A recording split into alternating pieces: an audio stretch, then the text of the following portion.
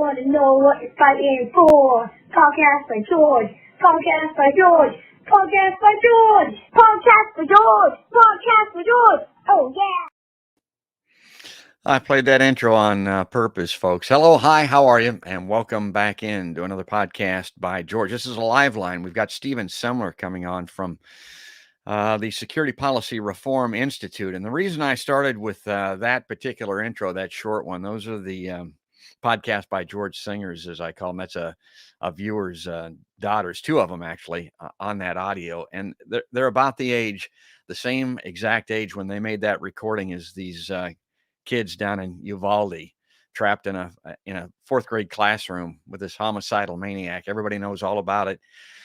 And, I've got a live line coming on today, and I couldn't get to the topic without covering Uvalde a little bit. I'm going to give a different twist on it. I mean, I don't like to do things on this show that everybody else is talking about and showing. You can get a lot of that stuff everywhere. I think I've got a couple of unique perspectives that I'm going to bring up as we get into this. And then, believe it or not, it's going to segue into the foreign affairs arena with Stephen Semler. And for folks that may not know, let me bring this up on screen here. This is his little live line icon. Stephen Semler is the co-founder of the Security Policy Reform Institute. Now, that's a grassroots funded U.S. foreign policy think tank, folks, and a lot of think tanks, a lot of people doing thinking, a lot of action groups, political action folks out in Washington, D.C. But this one is for us. That's what it's all about. And that's why it's grassrooted. And that's why I like to have him on the show. I wish we didn't have to talk about what we've got to talk about today, but we do. So let's bring him in and say good morning. Hello. Hi. How are you to our friend, Stephen Semler. Hi, Stephen. Good morning. Hello. Hi. How are you? Yeah, no kidding. I mean, usually I'm starting off with a giggle, and regardless of what the topic is, but not today, folks. I mean, this is really sad stuff. I want to bring this up as an illustration of what I'm talking about. I got this in my email today. This is from the New York Times, and this is just a little photo montage, 4 of these kids. I mean, my God. And this is the power of photography. I'm a big believer in video and photography and pictures and illustrations and even cartoons and that type of thing. They might be able to shape and change the way that we think. And my God, we need to change the way that we're thinking in this country in a lot of different ways, particularly but when it comes to these schools. I mean, my God, look at that. Look at those beautiful, beautiful kids. Heartbreaking, heart-wrenching. Well, let me get going here. Let me bring up the next slide. I want to take this angle that people are seeing some reporting on, but it's about the gunman's final 90 minutes, and it's fueling questions about police. And I've got, again, a kind of a different angle on this, but I want to bring this up and talk about this, and Stephen can jump in at any time. So this is out of Uvalde, Texas, Dateline. It was 11:28 a.m., remember that time, folks, when the Ford pickup slammed into a ditch behind the low-slung Texas school, and the driver jumped out carrying an AR-15 style rifle. 12 minutes after that, authorities say 18-year-old Salvador Ramos was on the hallways of Robb Elementary School. Soon he entered a fourth grade classroom, and then he killed 19 school children and 2 teachers. It's a count of 21 folks, and wounded others too. And let's hope that this death toll doesn't go up. And it's still unexplained spasm of violence. Now, I highlighted that particular portion because this is always, whenever these stories first come out, this always pisses me off, always gyrates me to a certain extent. They're always looking for motive. I mean, they'll come right out and talk about what was this guy's motive. Folks, I got a motive for you. This was a homicidal maniac. This man was living in another astral plan. 18 years old. There is no explanation for this. This, scrounging around for a motive or whatever, just let it suffice to say he was a homicidal maniac. He was nuts. That's your motive. Now, there's a lot of other factors involved in here, but as far as a motive is concerned, you ain't going to find one. And if you did, it wouldn't make sense to anybody because he's a maniac. Now, remember that time that I told you about earlier, 11:28 a.m.? At 12:58 p.m., law enforcement radio center chatter said Ramos had been killed and the siege was over. Folks, that's an hour and a half. What happened in those 90 minutes in a working-class neighborhood near the edge of the little town of Uvalde has fueled mounting police anger and scrutiny over law enforcement's response to Tuesday's rampage. And I saw a little snippet, just these things go by you. I got to tell you the truth, Stephen, this is tough for me to look at. And I've got some friends that don't even want to go here. They don't even want to look at this kind of coverage. They just say, yeah, I know, I understand, but I can't look at it. But we got to look at it. I mean, people have got to understand what's happening and what needs to be done. And I know it's painful, but the facts are what they are. And I think that we got to go there. That's why I'm putting it on the podcast. That's why we're talking about it now. Yeah, what else can you do with all these emotions that you have? You have to channel into the most productive outlet we have. And, getting the facts right will help us devote our emotions and time and energy towards something productive for the extent that can be. And I mentioned these little snippets of information. This Uvalde place, I think I read that it's the hometown of Matthew McConaughey. It's a little bitty town down there. It's like a border town. That's why all those border patrol agents were around there. It's not far from the border anyway. And that surprised me. But it's got something that, and again, this is going to ironically segue a little later to what I'm going to talk about when it comes to Hollywood. All right, so quote, they say they rushed in, said Javier Cazares, whose fourth grade daughter, Jacqueline Cazares, was killed in the attack and who raced to the school as the massacre unfolded. We didn't see that, he says. He didn't see anybody rushing in. That's what he's saying. On Thursday, authorities largely ignored questions about why officers had not been able to stop the shooter sooner, with Victor Escalon, regional director for the Texas Department of Public Safety, telling reporters he had taken all those questions into consideration and would offer updates later. Okay, and again, I'm reading into this. Anytime I see somebody that's not responding to questions, somebody that's not agreeing to an interview would be the first example. This guy did agree to do this interview. I mean, he's going to go down in the history books, I think, for screwing it up. But anytime you have somebody that's dodging and bobbing and weaving, it tells me that there's something else to be told here that there probably isn't the truth. It reminds me of the great Vincent Bugliosi, used to, the prosecuting attorney that prosecuted Charlie Manson and who wrote a definitive book on the JFK assassination and Lee Harvey Oswald, and who wanted to try George W. Bush for murder. He said if a county attorney, if an attorney general anywhere in the country would charge him, he would go in and convict George W. for murder because of Iraq. But Bugliosi said, not everybody that takes a lie detector test is guilty, obviously. But he said anybody that refuses to take one almost certainly is. And so, that reminds me, this guy. So let's continue here. I could digress all day on this tragic story. After 2 days of providing often conflicting information, investigators said that a school district police officer was not inside the school when Ramos arrived. And contrary to the previous reports, the officer had not confronted Ramos outside the building. Instead, they sketched out a timeline notable for unexplained delays by law enforcement, including, I've heard, and we got to look into this a little further, I've heard there's a part of the tape missing in the 911 dispatch.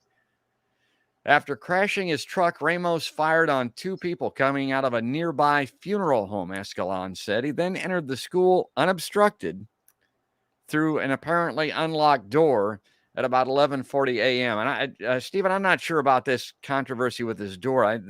The door to the locker room, to the classroom is going to come up. A door being unlocked in a school, I would imagine that's everywhere. These schools are not locked up. Anybody that would think that they are is mistaken. Back in my day, none of the doors were locked. Maybe some are now, but it does not surprise me that this guy was able to enter through an unlocked door. That's right. And I think the delay for the police, I mean, I think you suspect this too, is that there are a lot of conflicting narratives within the police department, but also that as a whole, police are a political institution, and their main job is to protect themselves. So I think they're interested in getting their story straight, to exonerate themselves, so to speak. After Sandy Hook, I mean, it was years later where we found out that police received reports about the gunman there, who was threatening to commit mass murder, and the police did nothing. So it's important we press hard now and figure out what's going on.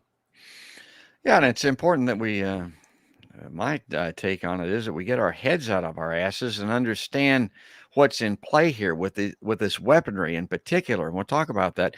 The first officers did not arrive on the scene until 12 minutes after the crash. Okay, that's understandable. They did not enter the school to pursue the shooter until 4 minutes after that. Inside, they were driven back by gunfire from Ramos and took cover. Now, this is according to this Escalon guy. The crisis came to an end after a group of Border Patrol tactical officers entered the school roughly an hour later at 12:45 p.m. Now, that's no surprise. Whenever you hear about SWAT teams and tactical officers and stuff like that, those guys aren't just standing around in those G.I. Joe outfits ready to, jump in a car and go defend. They got to put that shit on. I mean, they got to get ready. They've got to be gathered. I mean, it's kind of like a volunteer fire department or something. That part of it doesn't surprise me. That's according to the Texas Department of Public Safety spokesperson Travis Considine. Now, they engaged in a shootout with the gunman who was holed up in the fourth grade classroom moments before 1 p.m. He was dead. Escalon said that during that time, the officers called for backup negotiators and tactical teams while evacuating students and teachers. Ken Trump, president of the consulting firm National School Safety and Security Services, said the length of the timeline raised questions. Based on best practices, this is a quote, it's very difficult to understand why there were any types of delays, particularly when you get into reports of 40 minutes and up of going in to neutralize the shooter. He said, okay, Stephen, what's your opinion on this? Because I look at this kind of talk from this guy, and I mean, his heart's in the right place, I think. I mean, he's criticizing what took place there.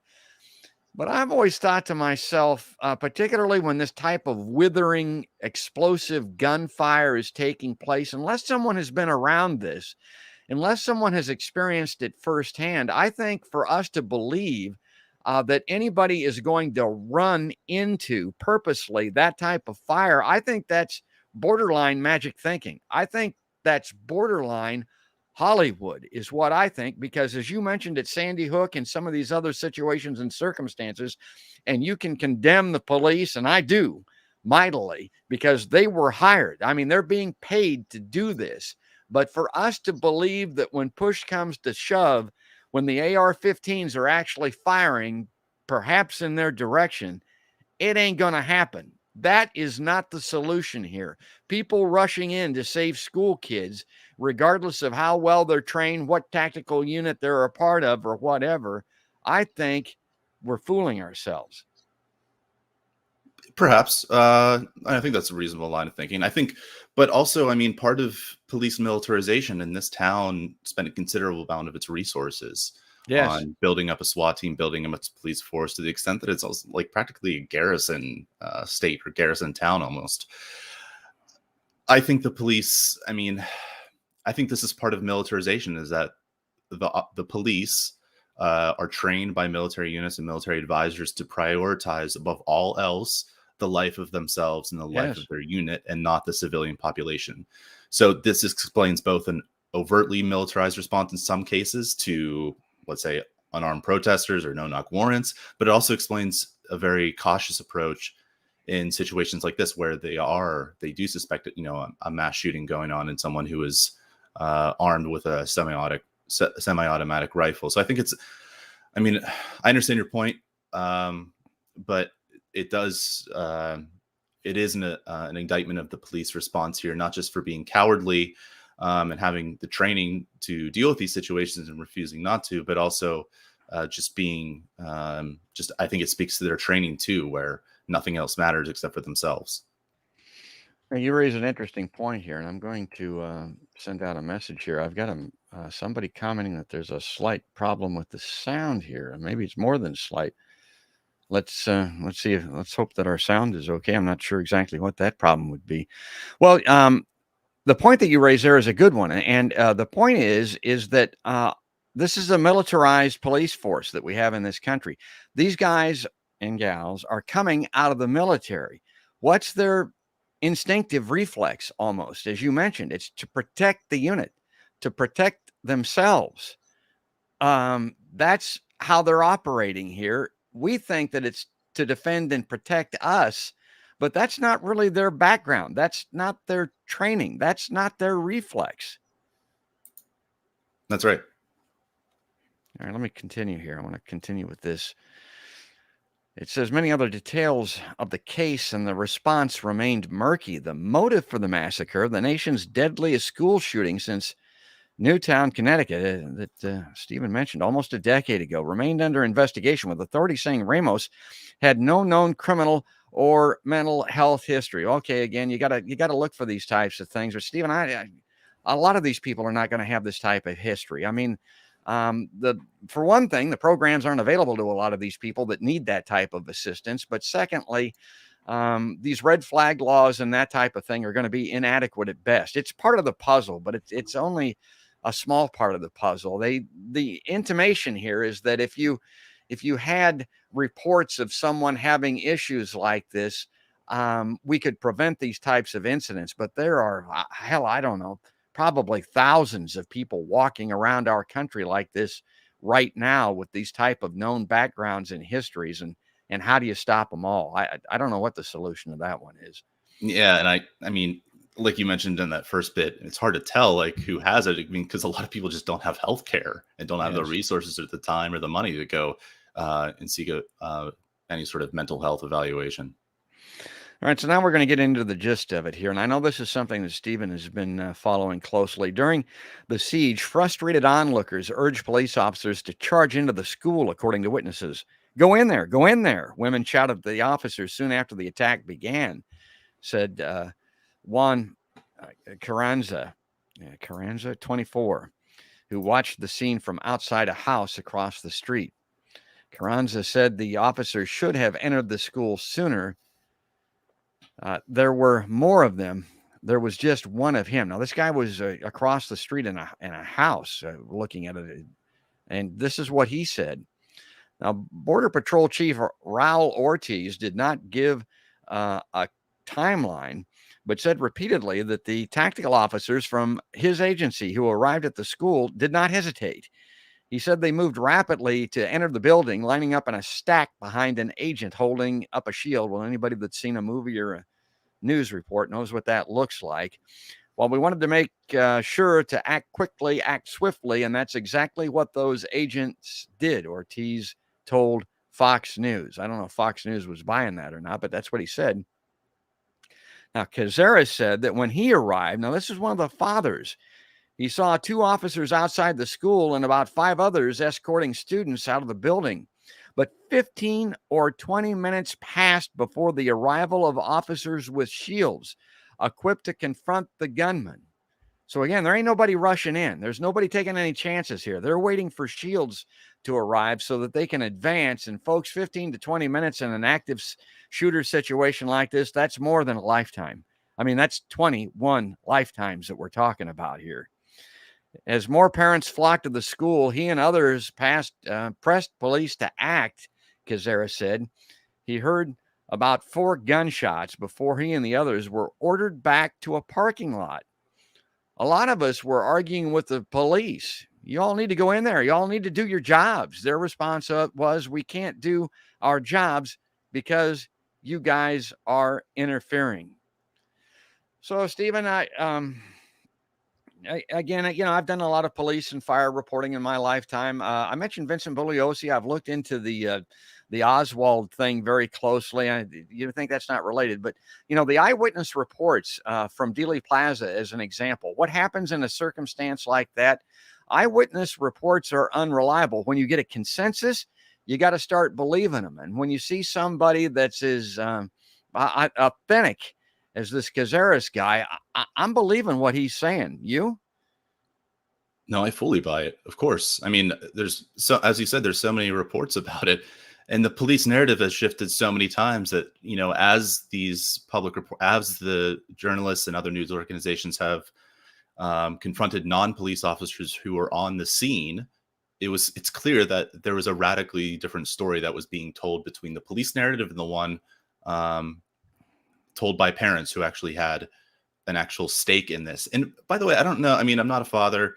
I don't know how I'd react to a police officer who said, "You're interfering." Yeah. When I'm urging them to go inside. I would hate to think what I would do. Yeah, that sounds all too true to me. That sounds like something that I've heard at one time or another from a cop, particularly things that were said and the perspective on the George Floyd protests and things like that. That sounds, I think that's the truth. As for the armed school officer, he was driving nearby but was not on campus when Ramos crashed his truck, according to law enforcement officials who were not authorized to discuss the case and spoke on condition of anonymity. Okay, I don't like anonymous sources, but that's what they've got. Investigators have concluded that the school officer was not positioned between the school and Ramos, leaving him unable to confront the shooter before he entered the building, the law enforcement official said. Michael Dorn, executive director of Safe Havens International, which works to make schools safe, cautioned that it's hard to get a clear understanding of the facts soon after shooting. The information we have a couple of weeks after an event is usually quite different than what we get in the first day or two. Yeah, I believe that. And that could be because of the obfuscation, the cover your acidness that takes place. The fact that if it bleeds, it leads and the media loses interest. There's probably a lot of reasons for that. But get this. And even that it is usually quite inaccurate, Dorn said, for catastrophic events, this certainly qualifies as a catastrophic event. You're usually 8 to 12 months out before you really have a decent picture. And I ain't buying that. I'm looking at that thinking, we're not talking about, a black box that needs to be analyzed out of a plane crash or something like that. This does not take 8 to 12 months to figure out. I don't know why it would. I don't know what kind of forensic evidence or whatever else they might be waiting on, but Stephen, can you fathom why it would take a year for us to get an accurate picture of what happened in Uvalde? Theoretically, it definitely should not take a year, but oftentimes it does because of, I forget the exact phrase you just used, some derivative of police obfuscation. I think that's what will go on here unless there's a significant amount of resources invested and some sort of federal probe too, and some sort of independent probe that's totally divorced from any sort of relationship with police, that's just there to investigate and get the facts. So I think it's really important to strike while the iron's hot, so to speak, because otherwise it is going to be 8 to 12 months. And then years later, we'll get, a heavily redacted report from police unless they're put under fire, figuratively, importantly, during these next few weeks here. Like I said, I want to give people a different perspective. I want to give them a look at some things that they're not seeing. And this next slide is probably going to surprise you. But this is a politician that I followed pretty closely. Now, a lot of the problems that we're having, this gun culture that we have and these terrible events, they're directly due to politicians. We'll talk about that. Here's Tulsi Gabbard. Now, she's a soldier, folks. She's currently serving in the U.S. Army National Guard. I tend to look at what she has to say a little more closely because of that. She's kind of on the fence between the two political parties. I kind of like that. A lot of people don't like Tulsi Gabbard because she goes on Fox News and speaks to that part of America. But here's my take on that. She was in the Democratic Party. She saw what they did to Bernie Sanders. She was called a Russian agent by Hillary Clinton. Her whole campaign was discredited, didn't amount to anything moving through the Democrats. And she said, to hell with that. I mean, that's the way that I look at it. And Tulsi Gabbard is kind of like maybe Teddy Roosevelt and the Bull Moose Party or something like that, has come to the conclusion, and I think rightfully so, that if she's going to have any success in moving America at all on the things that I hold most dear, war, climate, and healthcare as an example, she's got to bring in some populists, some people on the Republican side that haven't completely lost their mind. She's not given a forum on MSNBC. She is on Fox, and here's what she has to say. Politicians rush to send $40 billion to Ukraine, yet we don't have enough money to protect our children with simple life-saving solutions like single points of entry to schools, staff training, mental health services, threat hotlines, and more. And for everybody that wants to accuse Tulsi of being a right winger and in the pocket of a Sean Hannity or a Tucker Carlson or something like that, when you start talking about training and mental health services and threat hotlines, that's not their world. I mean, that's not a part of Fox News, folks. She's not supporting that. So I look at what Tulsi's saying, Stephen, and I think, I think that's a fairly reasonable, measured approach. And here's the most important part of that. She's not coming out and saying, we've got to confiscate the guns. We've got to run these Republicans off the face of the earth.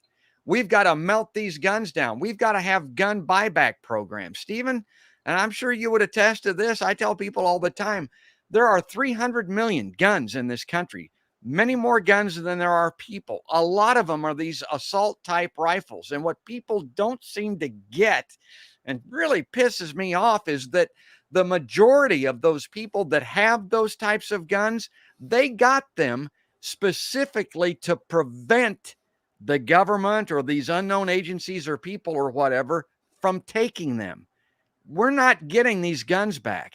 These guns are out there. They last forever. I've got people in my town that have got guns from the Civil War, for Christ's sake.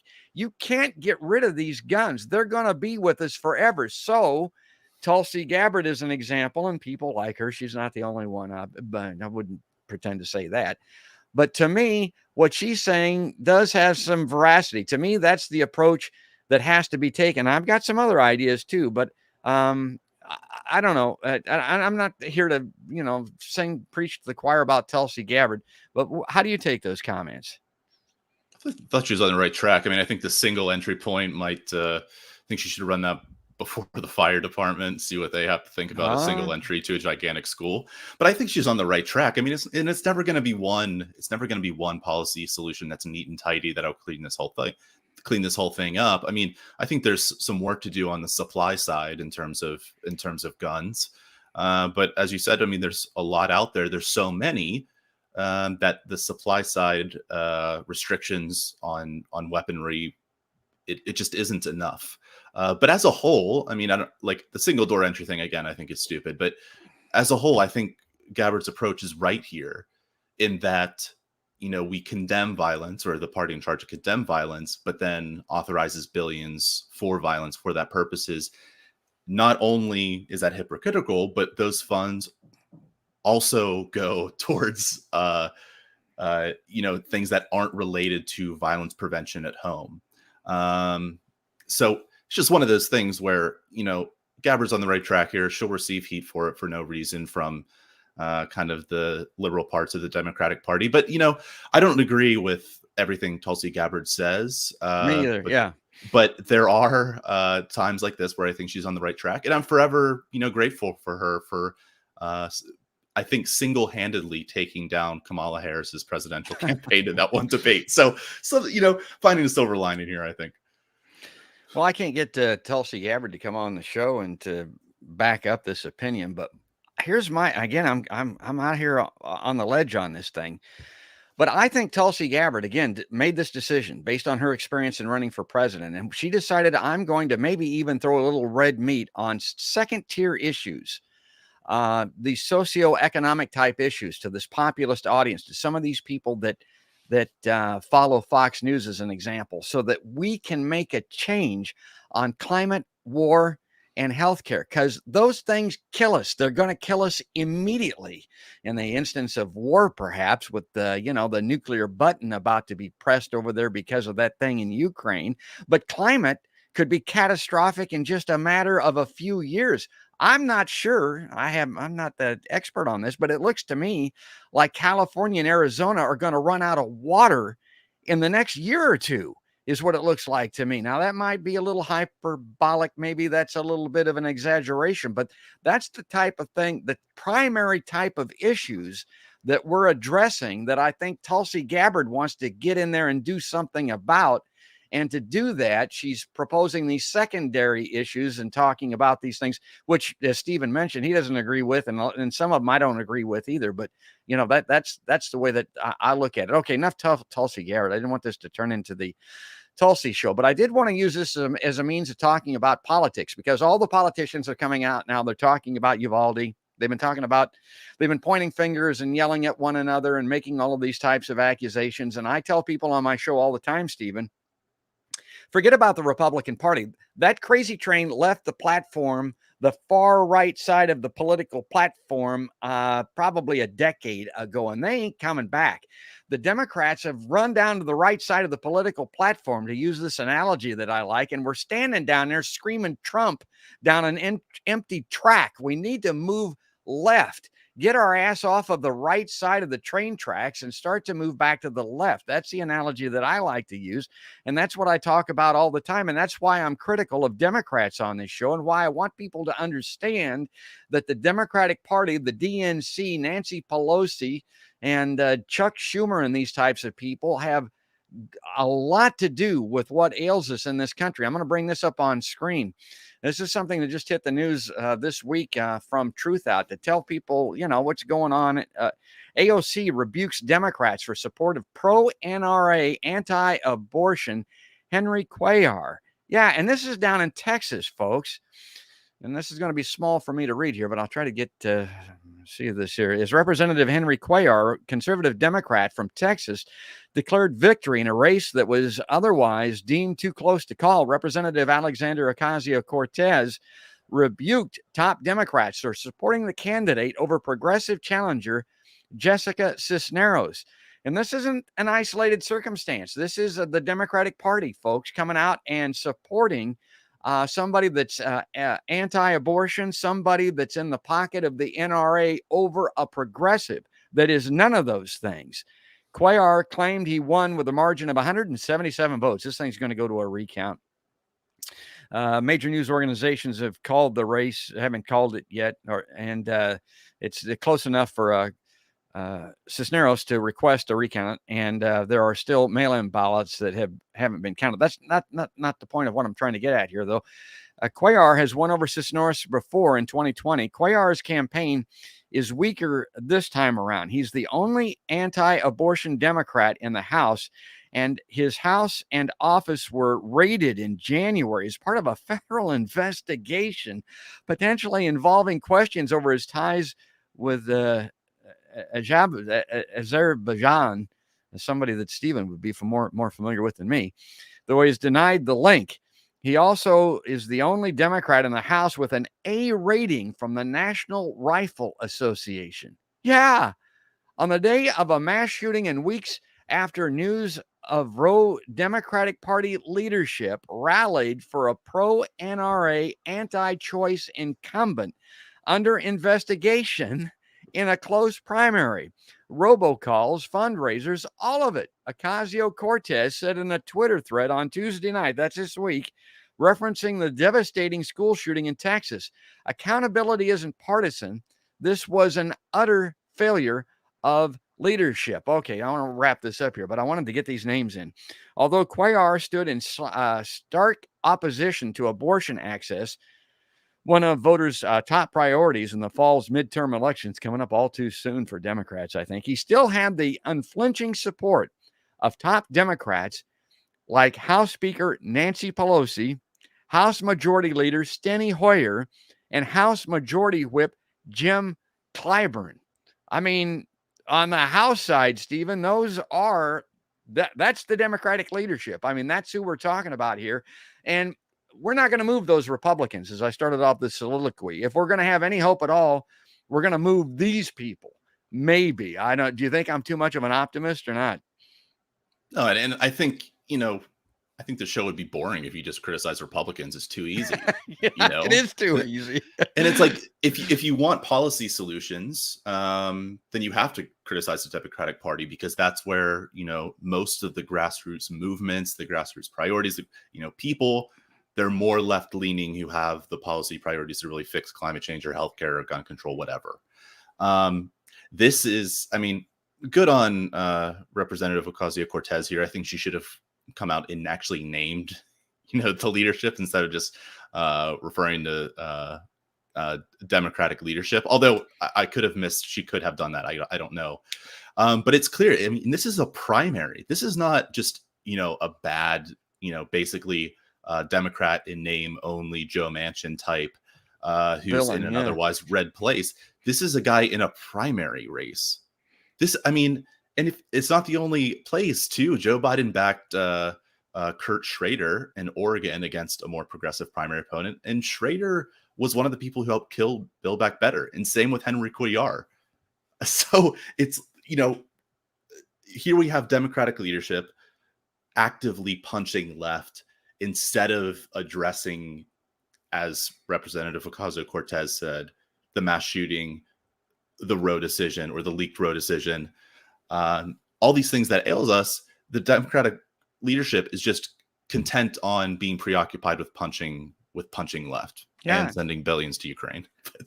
But for this case, actively punching left. Yeah, they're punching left. The other thing about it is with the NRA, they're actively punching down because there's money coming from the NRA. That's almost a class situation also. They're, the people that need this type of help and assistance, these people that are pro-life, these people are not pro-life, but pro-choice, and people that are anti-gun and type, they're economically in the lower strata to a certain extent. So there is a punching down, and if it's not punching down, as Steven says, it's punching left. Okay, let me bring this up on screen because, I'm out of the heartland here. Steven's out east, but honest to God, you want to talk about bad optics and a lot of different ways. If you look at this photo, honest to God, I got to read this. This kind of just slipped by people, just went on by. Nobody understands or realizes what the Senate is up to. These are the 100 most powerful people in the world in a lot of respects. This guy, this gummer that you're looking at, Chuck Grassley, has been at the controls of the Senate for almost 50 years, folks. Get this. Chuck Grassley reiterates concerns over gun control as the Senate considers an ATF confirmation. I saw the headline. I thought, well, okay, by God, Chuck's stepping to the plate here. He's going to criticize or try to do something and get us some control on this weaponry. So there's the headline, and this is from the Des Moines Register, written by Brianne there. It reads, amid new calls for gun control measures, U.S. Senate Chuck Grassley reiterated concerns that President Joe Biden's nominee to lead the Bureau of Alcohol, Tobacco, Firearms, and Explosives is not sufficiently supportive of the Second Amendment. Oh, what the hell? Did he really say that? Well, he must have said that some time ago, and they're just, digging up this quote. Grassley, who is the top Republican on the Senate Judiciary Committee, made the comments during confirmation hearings for Stephen Dettelbach Wednesday, the day after a teenage shooter gunned down at least 19 children and 2 adults at a Uvalde, Texas elementary school. You can't make this up, Steve. I think that deserves a lot more coverage. This is the problem that we're talking about. This is the problem with politics. This guy trying to, edgewise in a nominee that he wants that is not Joe Biden's guy, and he's making comments like that after Uvalde. Right. And to the ATF, which doesn't, I understand it's in limited sense, concerned with gun control, but it's not. It's more like a legislative thing. So it's really just a small, petty battle that Grassley's fighting here, and I think just a distraction to any sort of reasonable response to this. Well, let me see if I can bring this up. I wanted to bring up one final slide here. Let me see if I can get it to come up here that I wanted, because it's, again, it's intrinsic to what we're talking about. And it's this angle that I mentioned that I have that's a little bit different than everybody else. So let me see if that will load, and we'll bring that in here as soon as it does. Okay, there it is. All right, this is out of the Denver Post, and this really strikes at the heart of what I think is largely responsible for the situation in Uvalde that nobody can figure out, including the President of the United States. Let me bring up his tweet here. This is from President Biden. This is what he said immediately afterwards. These kinds of mass shootings rarely happen elsewhere in the world. Why are we willing to live with this carnage? Why do we keep letting this happen? Where in God's name is our backbone to have the courage to deal with it? It's time to turn this pain into action. Okay, I'm a big critic of Joe Biden. I didn't like this guy. I wished he hadn't been the nominee of the Democratic Party. This is a dude that got overruled by a parliamentarian when it came to a federal minimum wage, and he's, talking about turning pain into action. So you're not going to see me jumping up and down for Joe Biden. But here's the point that I would make to Joe, and I'm a little bit different about the way that I look at this type of thing. I think there's two reasons that we are where we're at in the United States with these damn guns. Number one, well, maybe three reasons. We've got the guns. We talked about that. They're out there. Number two, unlike a lot of other countries, other societies, we have a family life here in this country that is largely devoid of fathership. Folks, I'm a divorced father. I'm not going to get on the soapbox about that today, but we don't have the firm hand of the father in the home in this country like we used to do, like a lot of other countries do when these young men are reaching maturity. That's part of it, the disciplinary angle of this, but it's also the shaping of it. When you expel a father from the home, when he's run out of the house, either by the mother because of divorce or because of the courts, hell, because of prison in a lot of the parts of the country, the son in this developmental stage, 5, 6, 7 years old or whatever, is greatly harmed by this. And when they get to be old, they're looking for influences. They're being influenced. And people want to blame influences like movies, music, video games, and that type of thing. And my point always is it's not all about what they're being influenced by. It's what they're not being influenced by. And in a lot of respects, in this country in particular, it's the father. And it's not all on the government. It's not all on the women. They're not all to blame. I'll tell you who else is to blame. The fathers are. In a lot of parts, in a lot of ways. I mean, they're abdicating their role. The average marriage in America lasts 5 or 6 years, I think. That means that a lot of these kids are 7 or 8 years old when dad decides, or when dad's evicted from the home, to when he's out of the house. And I think that has a lot to do with it. And the circumstance that I wanted to bring up on screen is a situation in Columbine. Columbine High School shooting plot planned for more than a year. Eric Harris and Dylan Klebold launched the rampage against their own high school in April 1999. Now, this is kind of where these mass shootings jump to the consciousness of America. And I've never forgotten it. And I think about it a lot, Stephen. And what I think about is the fact that these kids in Columbine were plotting this. They were amassing their arsenal. Hell, they were assembling high explosives in their bedrooms, in their mom's house for a year.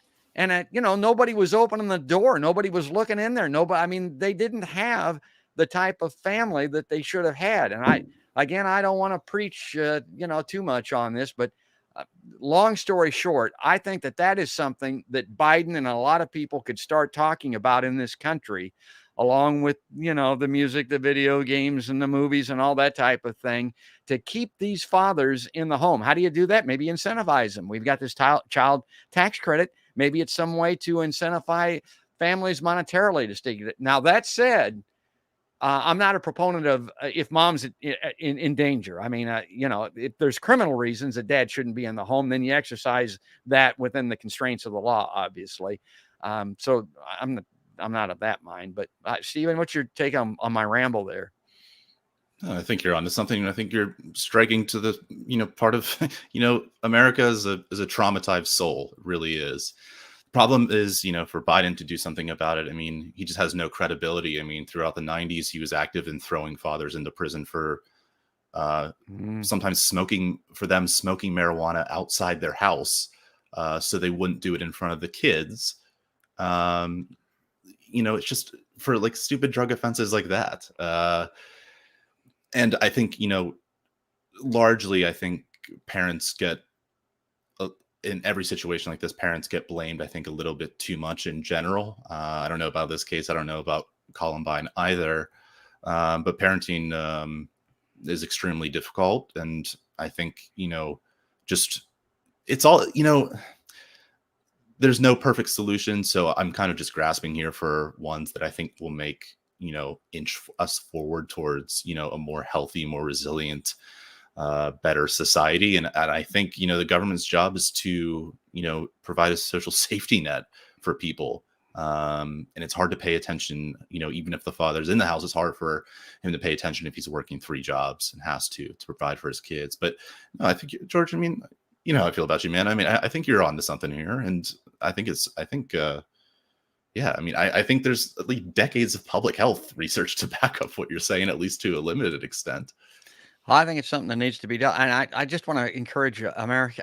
We got to get our heads out of our asses, folks. I mean, that's all there is to, I mean, and I think this is a big part of it. We tell everybody that we'll do anything for these kids. Well, okay. I know these guns make a lot of men in particular in this country feel kind of warm and gooey inside. But if it would save one, remember that photo that I put up if it would save one of those kids' lives, you could take every gun I ever had or will ever have. You can come pick it up today.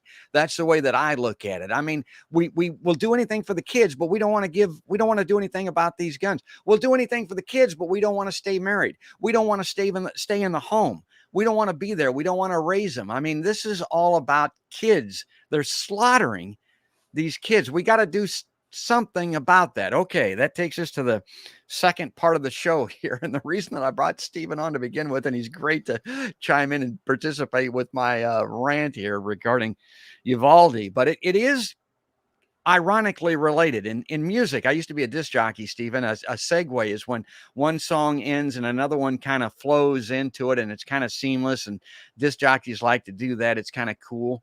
Well, this story is kind of like that, and let's bring that up on screen because this is something that you wrote in the Speaking Security newsletter. It's a breakdown of the Ukraine aid bill, and this was in Jacobin and some other places too. And I'm going to start off here with the first paragraph of the situation. I'm going to let you take it here from that. Joe Biden signed a bill over the weekend that provides $40.1 billion in emergency funding for Ukraine. The Senate passed it on Thursday, and the House had passed the thing the week before. So again, I said on my show, Stephen, it's amazing how these politicians can get together and sing kumbaya when it comes to weaponry and war. No, absolutely. And as I mentioned in that next paragraph there, I mean, by Washington standards, which, defined by gridlock, snail's pace for everything, Biden requested this funding on April 28th. And I think he signed it on May 21. So, 3 weeks later, he had a bill at his desk. And, I'm sure you've heard by now, but 0 Democrats opposed the bill. Yeah. All the opposition to the bill came from Republicans.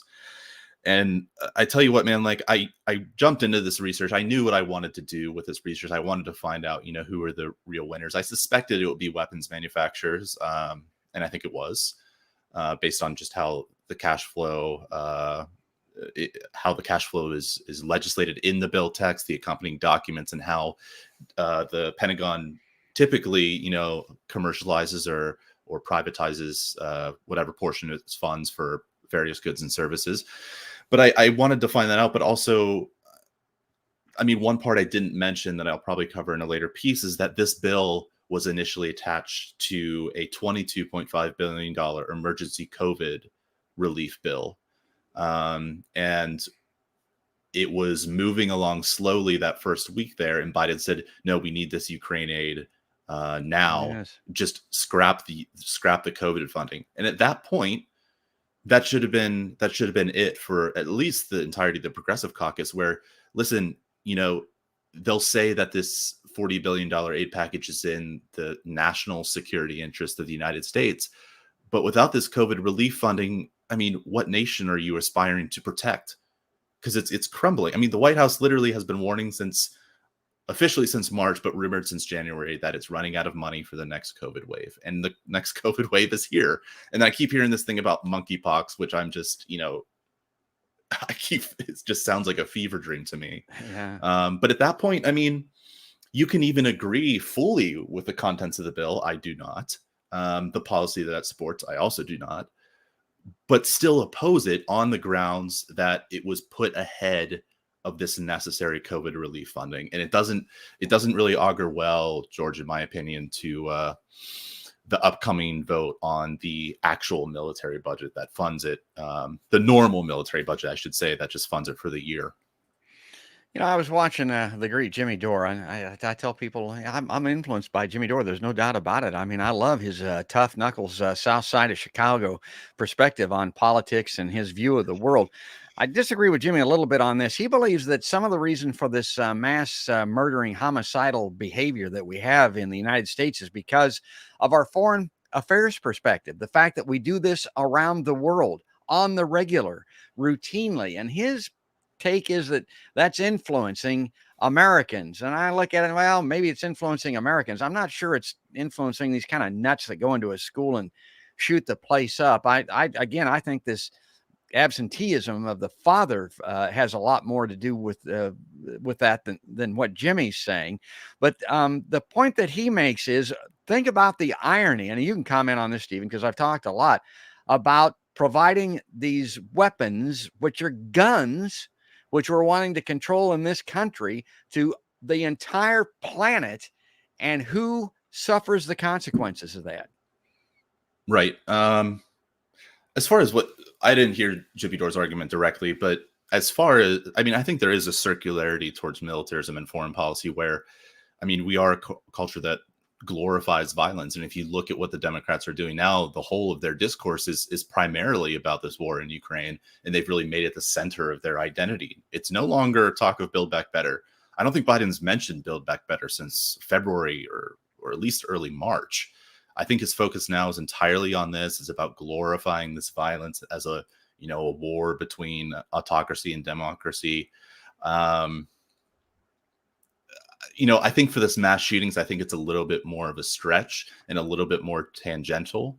But in terms of violence against Arabs, Black and brown folks, Asian people, I think that's a much closer link to U.S. foreign policy than mass shooters. But again, I mean, I think there's something there, that connection.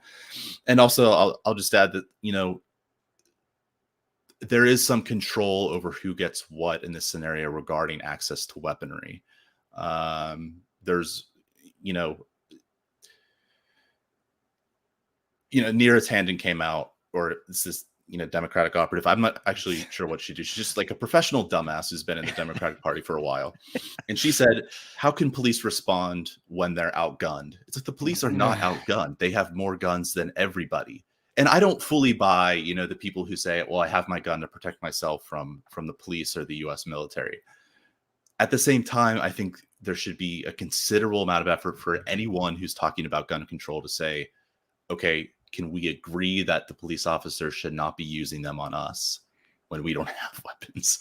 So I think there's some, back and forth that needs to happen here that that's getting lost in the fray a bit. But overall, I mean, I think there's, foreign domestic links there. I don't think they're, as direct or causal as they're being put in, as some analysts say. But I think it's worth that we explore those options, because again, we're just looking for answers here. We're looking for a solution. It's important to look at all perspectives. Doesn't mean you have to love them. Well, let me bring I want to show, because you do these great graphs. I want to bring this up on screen. Before we leave this thinking, that I kind of got from Jimmy Dore. The irony of this, folks, is this aid package going to Ukraine, and we'll show this in Stephen's graphs, is primarily weaponry. It's guns. This is big guns, little guns, all kinds of guns, folks. Well, it's being sent into a theater of war. We're all in arms in this country about doing something about the damn guns that are slaughtering children. Guess who dies in the theater of war more than anyone else. It's the kids. It's the civilians. You hear me bitch on the show all the time, and Joe Biden had a big role in this. As many as 1 million civilians died because of the war in Iraq. I got news for you. 1 million soldiers didn't die. 1 million U.S. soldiers did not die because of the war in Iraq, Afghanistan, all those places combined. It's the civilians. It's the men, the women, the children, the little bitty babies that die because of these damn guns that we export. Our leading economic indicator in this country are those damn guns, these weapons. Okay, so that brings us back to Stephen's newsletter. Let me get this back up on screen here so I can show this as we move through it here. Okay, so this is what's in it. And you went through kind of fine-combed this bill's text and broke it down. Stephen, tell us. Yeah, so you heard it, the $40 billion bid and sort of rough breakdowns on how much goes to military aid, how much goes to economic development or humanitarian. I just wanted to see where the money was going. And from there, once I had that breakdown, that rough breakdown between, actually, it's not a rough breakdown. It's pretty, I think it's pretty good in this case. Once you have that breakdown between military aid and non-military aid, you can kind of pin down, based on those two categories, the provisions in those categories, and then track where the money's going. And a lot of it is ostensibly for Ukraine, but a lot of it gets lost in overhead and operating costs, I found. So costs associated with delivering the aid, but not aid itself, if that makes sense. And again, as you said, George, a lot of it goes to weapons and military, basically military goods and services. And I wanted to find out, from there, I wanted to find out how much was going to the private sector, because again, I don't think this bill is politically right in terms of the strategy that's enforcing on a foreign policy front. And I don't think it's right morally to put it ahead of COVID relief. So I think those are two basic, protests you could have here. And I wanted to highlight that, at the end of the day, what we can say for sure about this, because we're not sure that this aid will make the situation better, or at least compared to different alternatives like investing heavily in a diplomatic solution, given that the United States controls all the economic sanctions on Russia, controls all this aid. It's clearly going to be a part of any negotiated peace settlement, and the U.S. seems disinterested in and not just brokering, but just even being a part of any negotiated peace settlement or using its leverage to just end this violence as quickly as possible. So I wanted to kind of lean in on that and say, okay, not only these people are investing in a strategy that's appearing more and more that it's less about the Ukrainian people and more about cynically harming Russia and kind of knocking it down a peg, as my grandpa used to say. Yeah. And it is more just about this redistribution of wealth. It's fundamentally about this redistribution of wealth. And I think it should be talked about in that way until we hear an answer of how this will actually help the violence stop. And we haven't heard it yet. So I was just kind of irritated. I was pissed. I still am. And I wanted to have something that shows that viscerally gets to the point, not just on a factual level, because this analysis really took forever. I kind of regret doing it to some extent, to really find out, to produce an estimate, a good one, on where all of this money was going and how much would go to military contractors. But at the end of the day, I wanted to kind of prove a point that shows, look, this is how we should talk about this military aid and military spending generally, until we have sufficient burden of proof that this is actually in our interests. Otherwise, we default to this cynical redistribution of wealth narrative that I think is pretty good, and obviously the thing that's going on. So that's just where I'm at. It was more an emotional project than an empirical one, but again, the empirical part took forever. It really took a long time. Well, so I'm happy you found it useful. Oh, these are emotional times. And I get more emotional than that. I look at that $40 billion going over there. I would love to see Joe Biden say, for instance, and I know I'm a simple man and I put these in too simple of a context, but I would like for him to come out and say, I was going to sign this bill for $40 billion for more war and weaponry for Ukraine. I'm not going to do that. I'm going to spend $4,000 on a hotel bill on the Ukrainian-Russia border. I'm going to go over there and I'm going to invite Zelensky and Putin to join me. And we're going to settle this thing. We're at the very least going to get a ceasefire. Instead of giving these guns and these weapons for more war in Ukraine. I'm going to take this new approach, this new tact. I'm going to see if this works. If it does work, Joe Biden, you'll win the Nobel Peace Prize. You'll get the Democrats reelected resoundingly in the midterm elections. And then you can turn around and say, that gun thing that I was talking about that we got settled in Ukraine, I want to address that here in the United States as well, and see if we can't get some people to do something about weaponry and guns in our country, because I was able to accomplish that in Ukraine. Well, I'm going to bring this up because I mentioned these graphs, these charts that you have up here. Now, I don't know if this is that was good, by the way. Yeah, you put yourself down, yeah, thinking you were gonna, you made Too me think you were gonna say simple, something dumb, but then you came up with this, I mean, that's might not go down that way exactly logistically, but that's really what has to happen. That is Biden what it is. needs that credibility to address violence at home. If he's, he needs to address it abroad, but to have the credibility to address it at home, in my opinion. I think that was good. I appreciate that. Let me bring this up full screen here so that I can look at this and read it. Okay, go through the graph here for us, because I saw kind of like a circular firing squad with this thing to a certain I mean, it's like this money is it's a laundromat. I mean, it's kind of what it is. Talk us through this. Right. So, I mean, on the left there, the enacted funding is how much funding is in the bill. The categories on the left there, it's organized top to bottom by how much is for each category. So that we know for sure. The dark green, the label in the dark green, we know for sure that's empirical. The column on the right there is how much of that money will end up as direct revenue for military contractors. Now, just because, contractors provide the goods and services for the military, simple as that. So in the normal Pentagon budget, this is a supplemental military aid bill here, but in the quote unquote normal Pentagon budget, over half the budget goes to private sector contractors to do military services or make weapons, provide them, etc. So I just wanted to find out how much was happening here. And, based on DoD contracting trends, based on the language in the bill text and the bills that was released, or the accompanying text from the White House and Congress.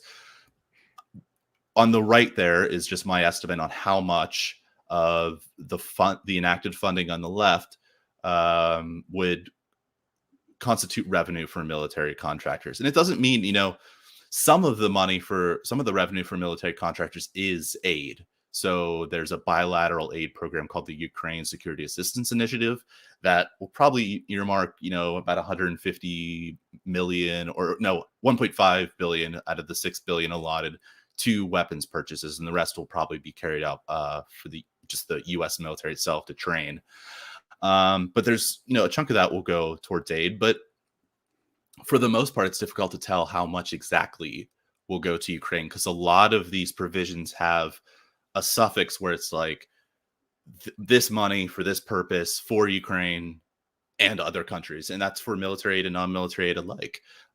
So it's difficult to tell how much would go to Ukraine actually, regardless if it was military and non-military aid. But based on my analysis, I mean, we can tell how much money is going to be revenue for military contractors. We can say that with more confidence than how much, people will, or countries will get materially and obviously politically, because I just don't think this is the right way to go about business at this point. And the circular part of it that I mentioned, some of this money is actually coming. It's for us. There's for the U.S. military also, right? Yes. Okay. Yeah. So there's a provision in here that it allows the Department of Defense to spend $9 billion on itself to build up its own stockpiles. Now they say that that's just to replenish its stockpiles based on previous arms shipments to Ukraine. The U.S. military, George, I mean, Biden signed, not 2 months ago, or actually 2 months ago, a $782 billion military budget, and they need these extra they don't have excess equipment.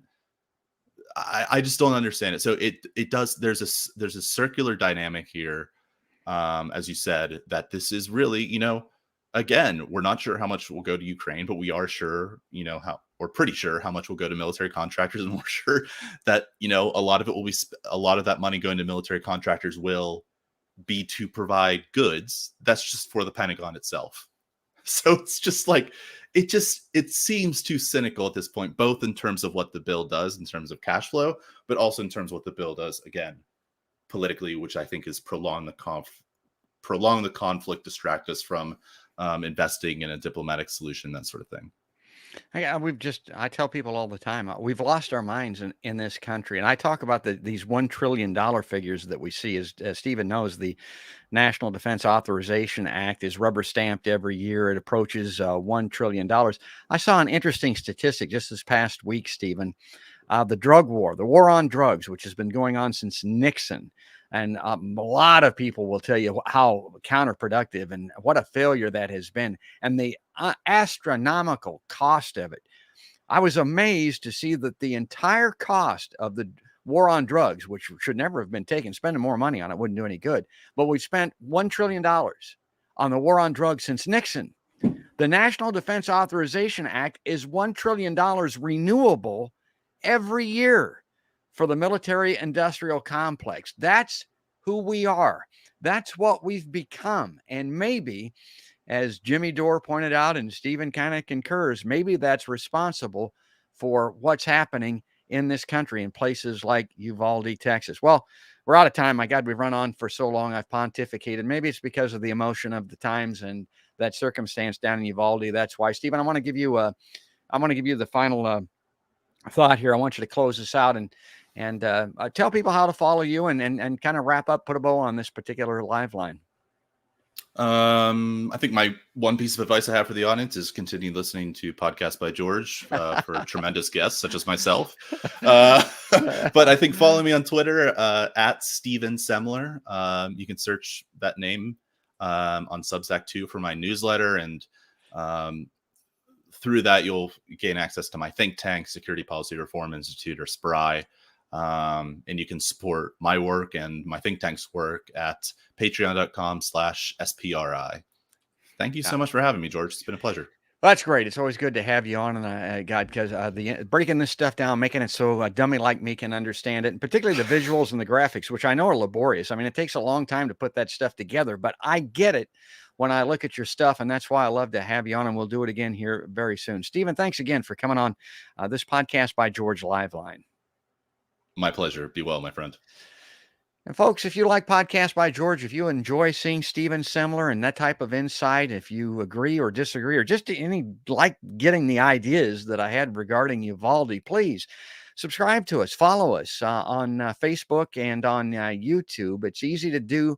Go to podcastbygeorge.com, click on the badges or icons where it's easiest for you to follow along, including audio. If you just want to get the audio rebroadcasts on iTunes and Spotify and places like that, you can do all of that on podcastbygeorge.com. But that's going to do it. That's going to wrap it up, folks. That's all there is. And there ain't no more, sadly, today on this Podcast by George live line.